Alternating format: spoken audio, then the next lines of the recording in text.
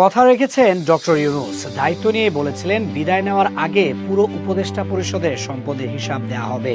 নির্বাচনের 2 দিন আগে সেই হিসাব প্রকাশ করা হয়েছে।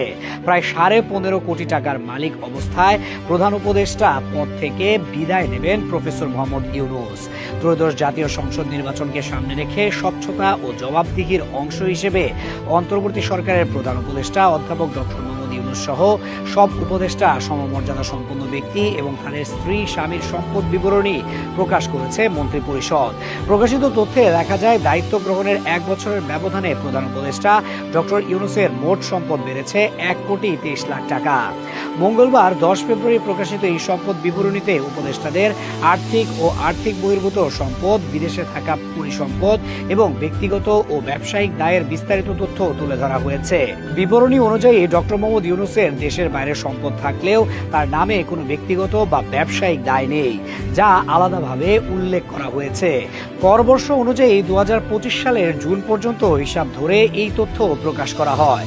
সেখানে 2024 সালের জুন পর্যন্ত প্রধান উপদেষ্টার সম্পদের অবস্থানও তুলনামূলকভাবে দেখানো হয়েছে।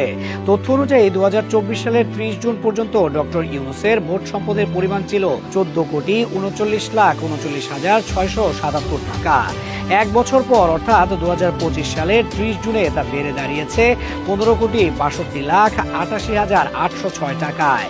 এই সম্পদ বৃদ্ধির মধ্য দিয়ে অন্তর্বর্তী সরকারের শীর্ষ পর্যায়ের আর্থিক অবস্থানের একটি স্পষ্ট চিত্র সামনে এসেছে।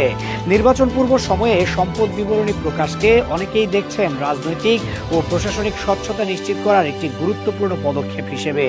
বিশেষ করে প্রধান উপদেষ্টার মতো গুরুত্বপূর্ণ পদে থাকা ব্যক্তির সম্পদের পূর্ণাঙ্গ হিসাব জনসমক্ষে আসা নির্বাচনকালীন আস্থার পরিবেশ তৈরিতে ভূমিকা রাখবে বলে মনে করছেন সংশ্লিষ্টরা। ত্রয়োদশ জাতীয় সংসদ নির্বাচনের পর দায়িত্ব হস্তান্তর করে বিদায় নেবেন ডক্টর ইউনূস। 2024 সালের গণঅভ্যুত্থানের পর প্রধান উপদেষ্টা হিসেবে দায়িত্ব নিয়েছিলেন তিনি।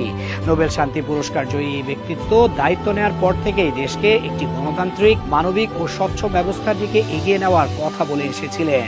রাজনৈতিক অস্থিরতা ও নানা সীমাবদ্ধতার মধ্যেও তিনি দায়িত্ব পালনের চেষ্টা করেছেন রাষ্ট্রের স্বাভাবিক কার্যক্রম সচল রাখা এবং একটি গ্রহণযোগ্য রূপান্তরের পথ তৈরি করার লক্ষ্যে। তার নেতৃত্বাধীন সময়ে অর্থনৈতিক স্থিতিশীলতা ফেরানো, ব্যাংকিং খাতে আস্থা পুনর্গঠন এবং প্রশাসনিক স্বচ্ছতা নিশ্চিত করার উপর জোর দেওয়া হয়।